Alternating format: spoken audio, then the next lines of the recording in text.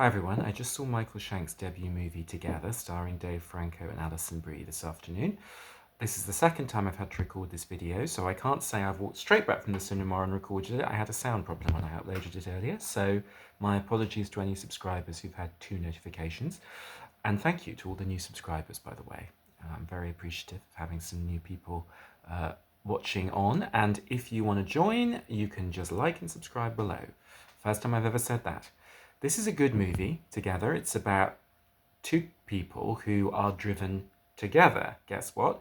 In the most literal way, by a supernatural force they uncover in a woodland scene somewhere in rural America. They're played by Dave Franco and Alison Brie.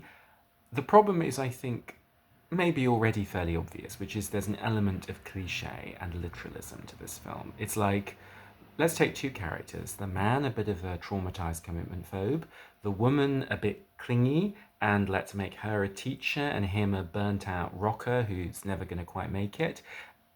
I think already the cliches are shining through.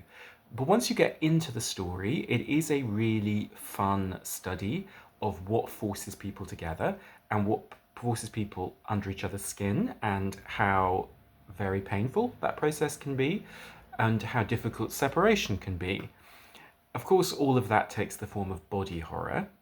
The problem is that with the characters so sketched in, it's very difficult to feel that the big metaphor at the centre really matters, because we have to care about people's relationships before we start seeing a heavy-handed intimacy metaphor erupting into the centre of the story.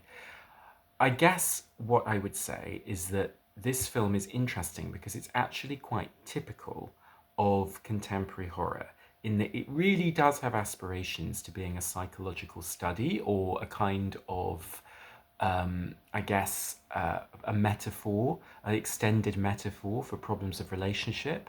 But because it doesn't develop the characters very much, there's nothing to metaphorize, there's nothing to symbolize, there's nothing there, there's no core. The cringiest bit of a film filled with nothing but horrifying bodily pain and disorder is actually when one character at the beginning proposes to the other in public and the other character doesn't know what to say and everyone has to stand there.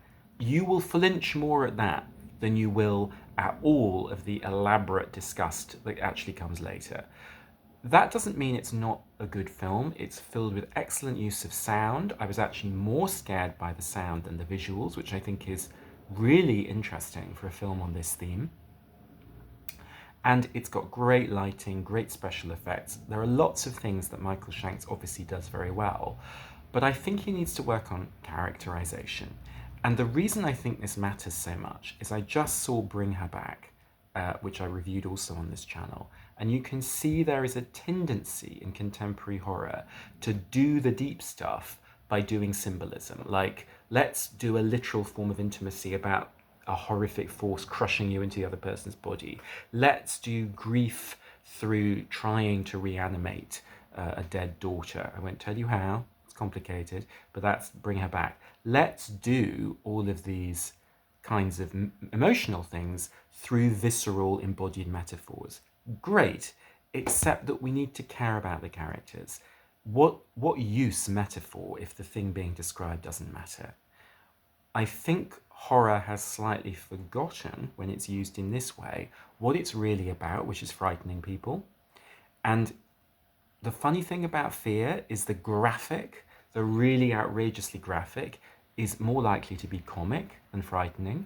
In the second half of this film, it starts to show awareness of that. Characters start saying things to each other like, "Oh, I think it will be easier to separate now than later," by which in the first half they meant we should part before it's too emotionally painful. And in the second half, they mean something very different by that. And the joke is there, but the joke is heavy-handed, and the joke is partly at the expense of the script. It's almost a joke about how obvious the metaphor is. And it made me think about how difficult comedy horror actually is.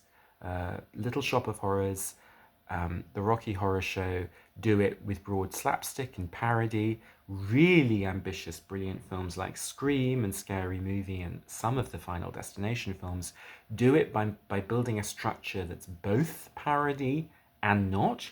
That's scary while also being a joke at the expense of the scares.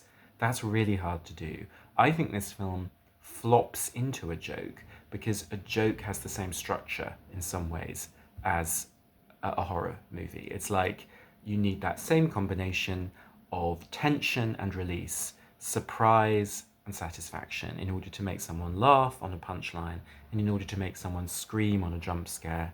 And I think when the film stops being able to provide the jump scares, it starts to provide the laughs.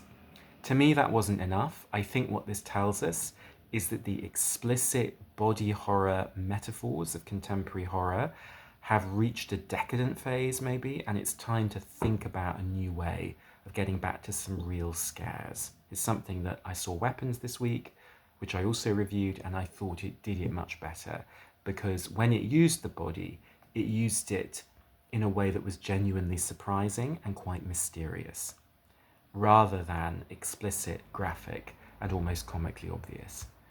So let's get back to scares in horror movies in cinema, please. There are people out there doing it. We've got Ari Aster riding in on a horse, I believe, in Eddington next week. So let's see how that pans out. Thanks very much.